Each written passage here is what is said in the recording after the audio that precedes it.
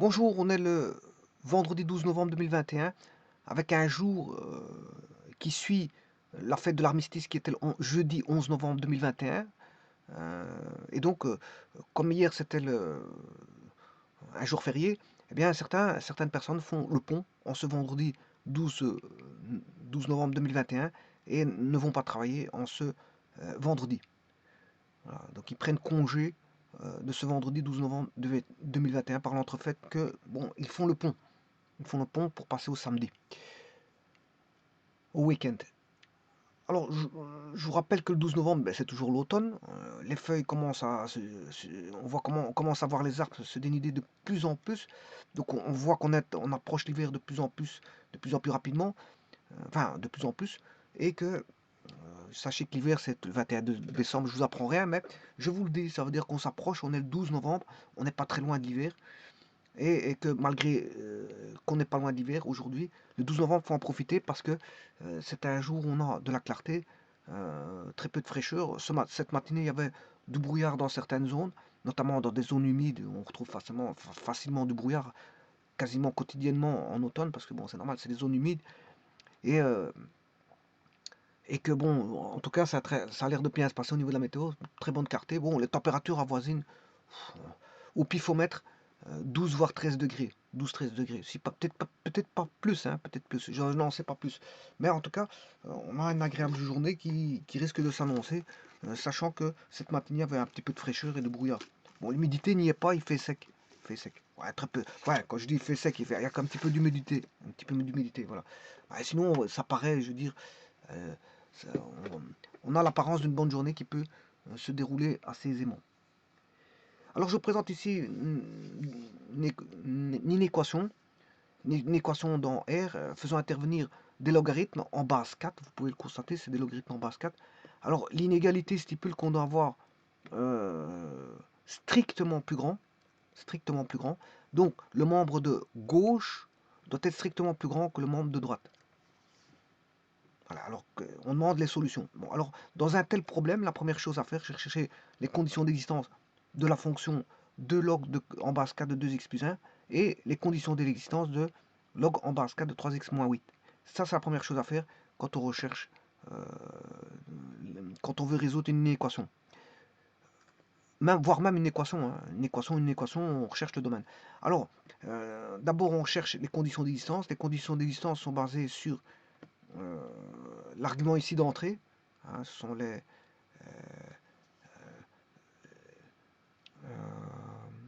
entrées, et les entrées ici, c'est-à-dire l'argument qui est un polynôme, ici c'est un polynôme, hein, p de x, là c'est un polynôme aussi, q de x. Ils sont tous les deux des polynômes du premier degré. Alors 2x plus 1 doit être strictement positif, et en même temps, 3x moins 8 doit être strictement plus grand que 0. Ça c'est de par le fait des logarithmes en base a de x. Vous savez très bien que x a pour condition strictement positif. Alors ici, je vous ai mis un connecteur, ça veut dire que c'est le plus grand qui va l'emporter, effectivement. Je regarde pour x plus grand que moins 1,5. Voilà, ça c'est pour le premier. La condition ramène à x strictement plus grand que 1,5. Mais l'autre condition ramène à x strictement plus grand que 8. Mais c'est celle-ci qui va primer sur celle-là. Parce que, pourquoi? C'est x strictement plus grand que 8 tiers qui doit primer sur x strictement plus grand que moins 1,5. Alors pourquoi? Parce que si je remplace par un nombre dans x plus 1, si je remplace par un nombre ici, supposons que, voilà, si je remplace par un nombre négatif très grand, par exemple, prendre moins 10, 2 fois moins 10, ça fait moins 20 plus 1, ça fait moins 19. Moins 19, je ne peux pas le rentrer parce que c'est négatif. Je ne peux pas rentrer du négatif dans le logarithme. Ça, c'est recta. Alors maintenant, si je rentre un nombre strictement plus grand que moins 1,5, eh ben on va rentrer par exemple moins 0,25. Moins 0,25 fois 2, ça fait moins 0,5. 1 moins 0,5, ça fait 0,5. Celui-ci sera positif. Par contre, si je le mets de l'autre côté, moins 0,25 fois 3, moins 8, ben vous aurez compris qu'on a d'office un nombre négatif. Donc ça n'ira pas pour. Ça marchera pour l'un, mais pas pour l'autre. Donc ça doit marcher pour les deux. Alors, donc ça veut dire que si ça, pour marcher pour les deux, il faut prendre celle qui est plus grand que moins 1,5 et plus grand que 8 tiers, c'est-à-dire plus grand que 8 tiers. C'est-à-dire que le domaine, ben, ce sera 8 tiers jusqu'à au-delà de...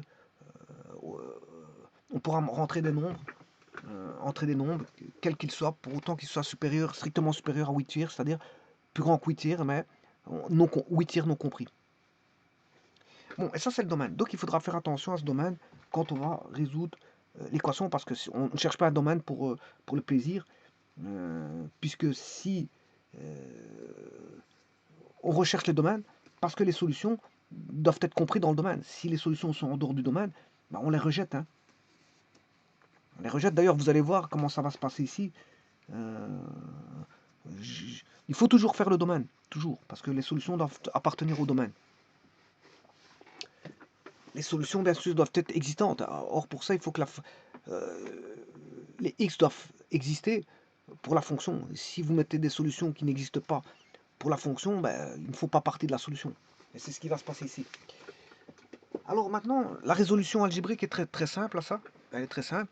Alors comment? Bon, on utilise les propriétés. Alors la première des choses à faire pour résoudre ceci, il faut se rendre à l'évidence qu'on a une base plus grande que 1. Voilà, une base plus grande que 1. Alors, pourquoi? Parce que si vous mettez une base plus petite que 1, il risque d'avoir... Enfin, il va y avoir... Si vous mettez A, log de A, B, mais ça c'est égal à log de A sur log de B. Or, B est plus petit que 1. B est plus petit que 1.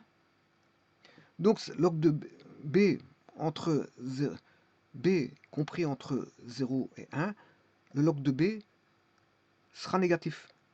Donc ça va engendrer un nombre négatif, et dans une égalité, une inégalité, je m'excuse, dans une inégalité, ben, on aura une inversion de sens si vous éliminez, voilà, si vous prenez les opposés dans chaque membre, on a une inversion d'inégalité. Donc quand on a un nombre plus petit que 1, une base plus petite que 1, il faut se méfier. On aura une inversion de l'inégalité. Bon, ben ici c'est pas le cas, parce que bon, la base est plus grande que 1, donc on n'aura pas ce cas-là.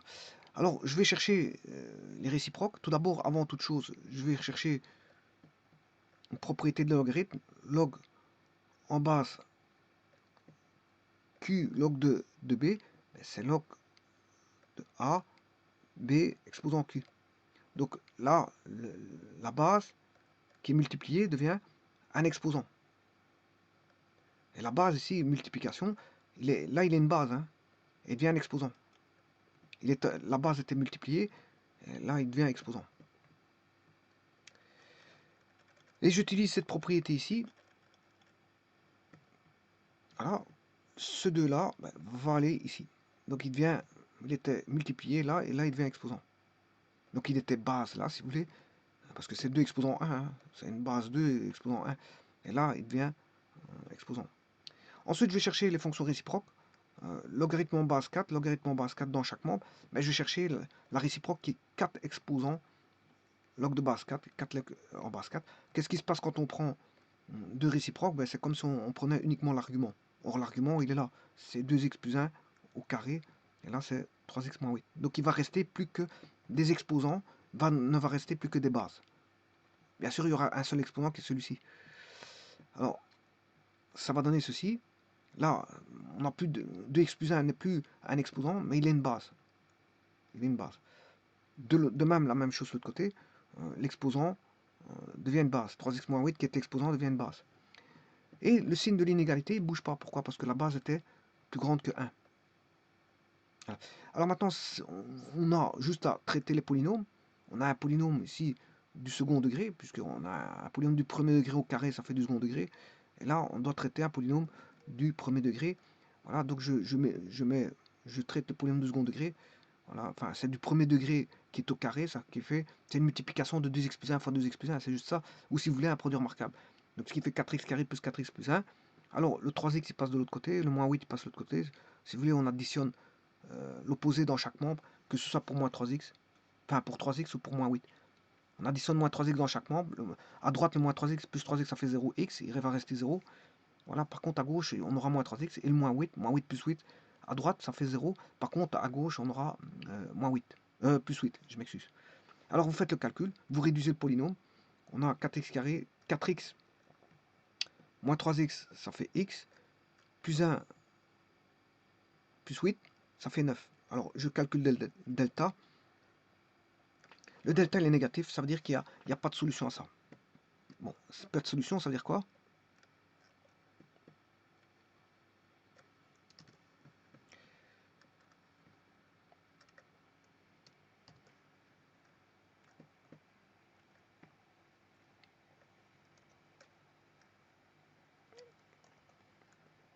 Ça veut dire qu'il n'y a pas de racine. Hein. Il n'y a pas de racine ici pour la parabole ici, il n'y a pas de racine. Alors je vais étudier cette parabole-là. Alors on va mettre x.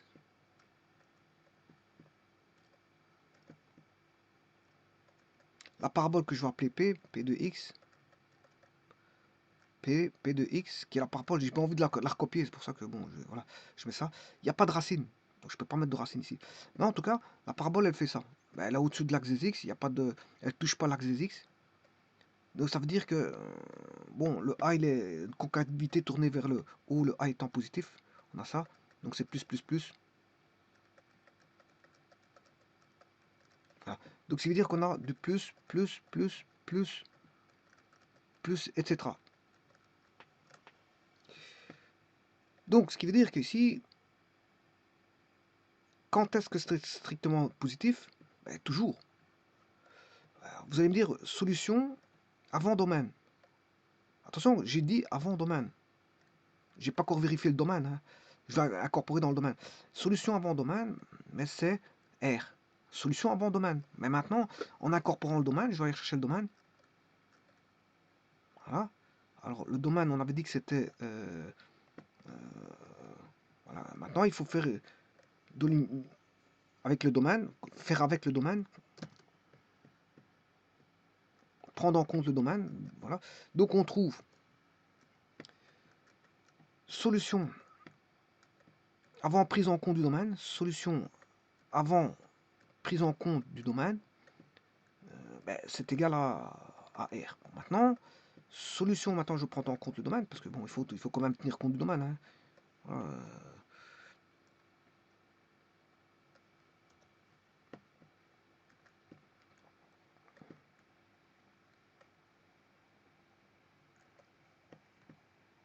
Alors, sachant que le domaine, ben, le voici, il est là.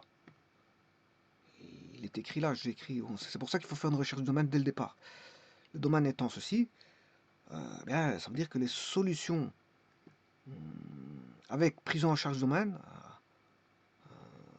avec domaine, en prenant en charge le domaine, ici, ça va en prise en charge du domaine. Oui, c'est vrai qu'avant, c'est AV. Ici, c'est avec. Ouais, AV, j'aurais dû pas marquer ça comme ça. Comment est-ce que je pourrais écrire? Solution. Ouais, je vais l'écrire tel quel. Avant, prise en compte de du domaine des définitions. Ici, c'est le domaine solution avec prise en compte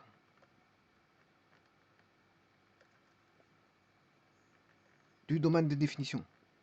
Et là, ça change tout parce que bon, vous allez prendre en compte ceci. On a d'accord avant prise en compte, c'est R, mais il faut faire. En fait, c'est R inter domaine. Voilà. R interdomaine, ça fait quoi? Ben, ça fera le domaine. Hein. Voilà. L'intersection des domaines, des deux, c'est le domaine. C'est 8 tiers par là, qui est le domaine.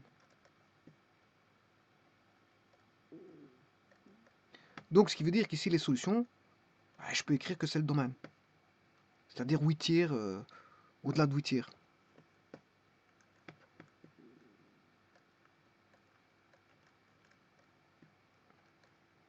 Voilà, ça c'est les solutions, c'est l'ensemble des solutions. Bien sûr, normalement, il faut des accolades parce que c'est un ensemble. Hein. Voilà, et ça, c'est égal au domaine. Alors maintenant, je vais le faire déjà. Ça, c'est la solution algébrique. Je vais faire la méthode graphique. Méthode graphique, je vais d'abord tracer log en base 4, puis 2x, 2x.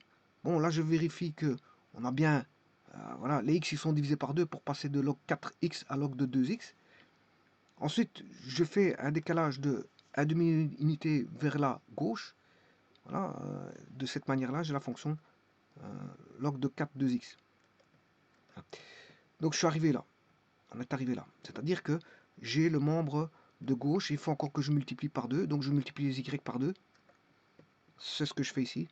Voilà, les y sont multipliés par 2. Hein. Je prends un point. On va prendre ce point-ci.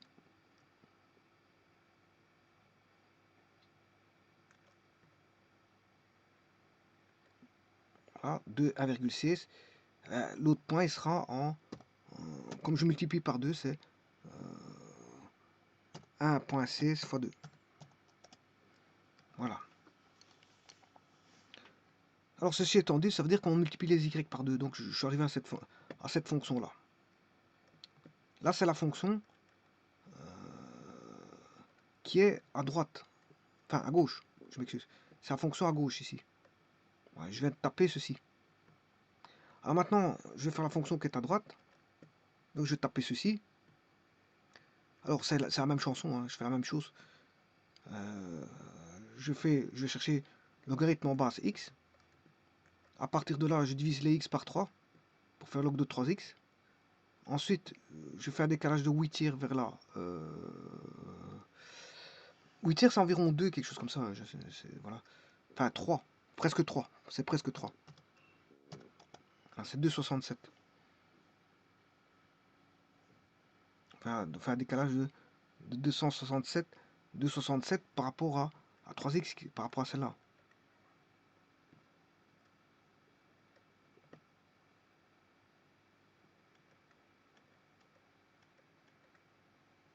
Ça veut dire que,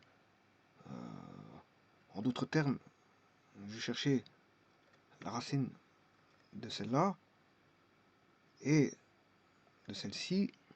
Voilà. La distance f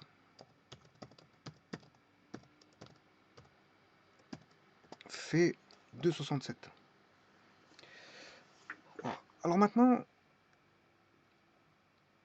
donc tout ça c'est des constructions, c'est pour vous montrer les constructions par modèle homographique, c'est les manipulations de fonctions, composition de fonctions si vous voulez, hein, c'est des compositions de fonctions. Donc 3x moins 8 tiers, donc on a tout. Cette fois-ci, c'est bien celle-ci. Hein. C'est bien celle-là.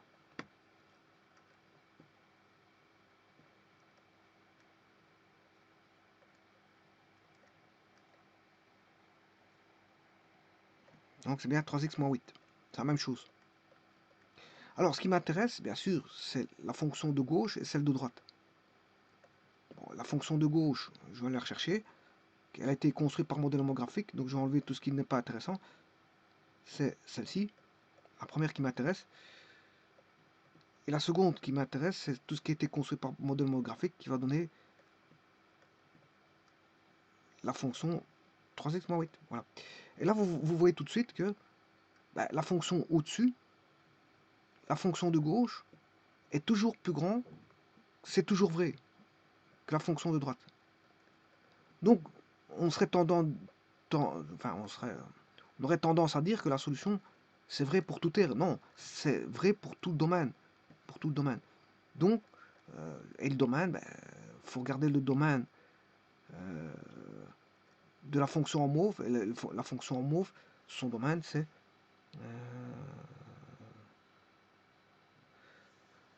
oui,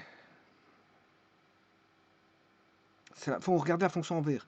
Alors, c'est par rapport à la fonction en vert, parce qu'elle existe qu'à partir de... Alors, je vais vous mettre les asymptotes. Il y a une asymptote en x égale moins 1,5.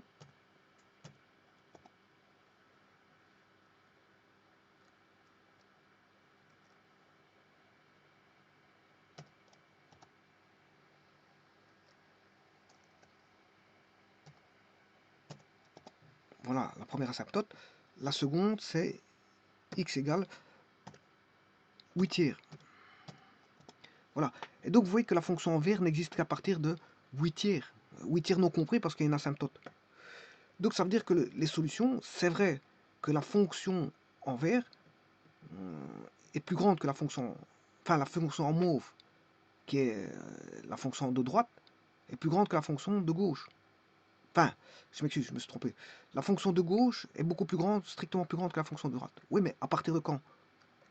Ben, à partir de 8 tiers, hein, parce que si je prends pour x égale 1, voilà, je prends x égale 1, ben, la fonction en vert n'existe pas là. La fonction en vert n'existe pas. Je ne peux pas faire de comparaison puisque la fonction en vert n'existe pas.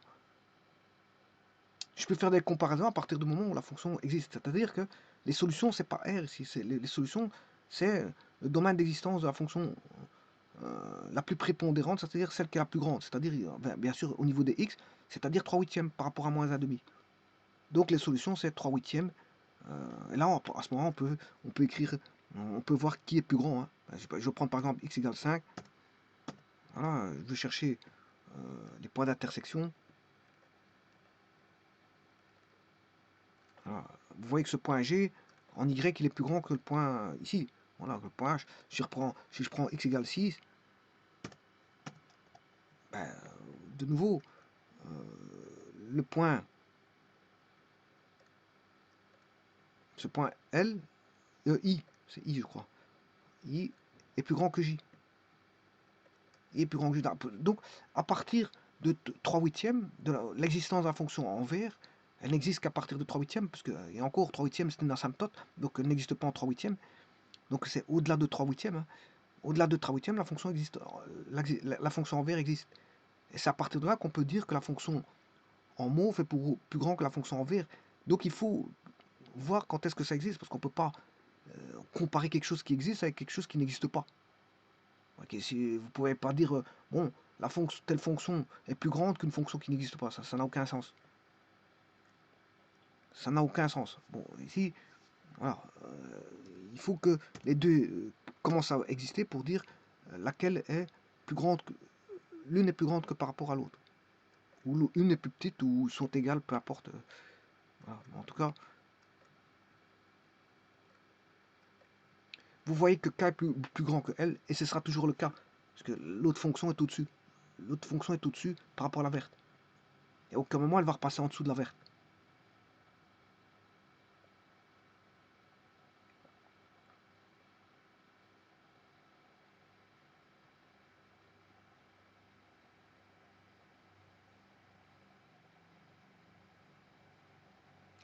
Alors qu'est-ce qui fait qu'on a ça? C'est surtout, bien sûr, le doublement, c'est quand on a, c'est le deux fois qui fait ça. C'est lui qui interfère beaucoup. C'est le deux fois. Parce que deux fois va augmenter voilà, les y par deux.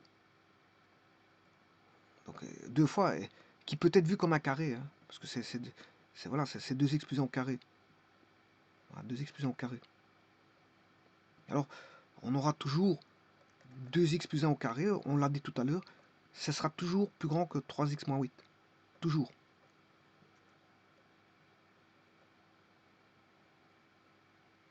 Vous pouvez essayer, hein, vous pouvez essayer. Vous pouvez essayer. Prenez quel que soit le nombre que vous allez prendre, vous prenez le double. Vous prenez le double d'un nombre, voilà, ça c'est un nombre, hein, quel que soit x appartenant à R, vous prenez le double, vous faites plus 1. Mais cette fois-ci, vous prenez au carré. Le problème, il est là. C'est le fait de l'avoir pris au carré qui fera que ce sera toujours plus grand que un nombre que vous prenez, x, quel que soit le nombre que vous prenez, vous multipliez par 3 et vous faites moins. En plus, en fait, ici, on fait moins 8. Donc, encore ici, on soustrait. On soustrait 8. Voilà, vous le triplez alors que là, vous le doublez. Là, on le double, on ajoute 1, d'accord. Là, on le triple, mais on soustrait 8. Mais en plus de ça, le problème, c'est pas ça. C'est quoi? Celui-ci, on va le mettre au carré. Donc, c'est normal. Si lui, il est négatif, le fait de le mettre au carré, déjà, il sera positif. Vous aurez toute une panoplie de nombres, voilà, qui seront déjà plus grands. Ça, c'est une chose. Parce que l'un va être négatif et l'autre, celui-ci sera d'office positif. On aura toujours un nombre positif plus grand que le nombre négatif. Mais il y a aussi que le fait que 2x plus 1 au carré, ben, ça élève au carré. Ça élève, bien que vous avez pris que le double ici, mais ça élève au carré. Ici, on a pris le triple. Ben, on en soustrait 8. Et on fait rien de plus. Donc, ce nombre-là sera toujours plus grand que l'autre à droite. Donc, on peut démontrer ça aussi comme ça. Et que donc, les solutions dépendront que du domaine, rien de plus. On sait démontrer ça comme ça aussi. Que 2x plus 1 au carré est strictement plus grand que 3x moins 8. Donc ce qui veut dire que si ça c'est vous arrivez à démontrer que 2x plus 1 au carré est toujours plus grand que 3x moins 8, ben, ça veut dire que le logarithme en base 4, si vous prenez le logarithme en base 4, voilà, bon, si vous prenez le logarithme en base 4,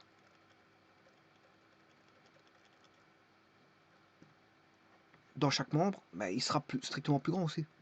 Puisque vous avez démontré que on sait le démontrer facilement, que le terme de droite est toujours strictement plus grand que le terme de gauche. Donc ça veut dire que si vous prenez le logarithme en base 4, c'est ça aussi strictement plus grand. Ça ne va pas changer d'inégalité.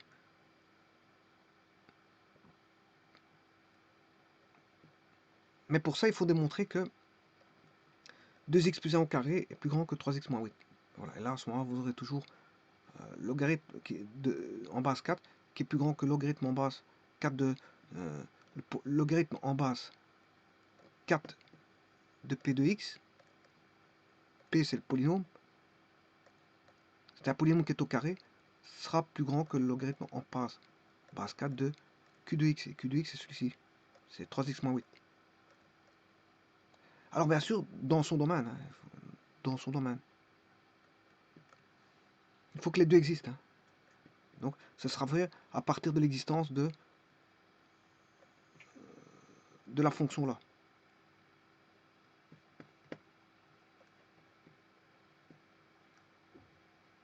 À partir de l'existence de la fonction là.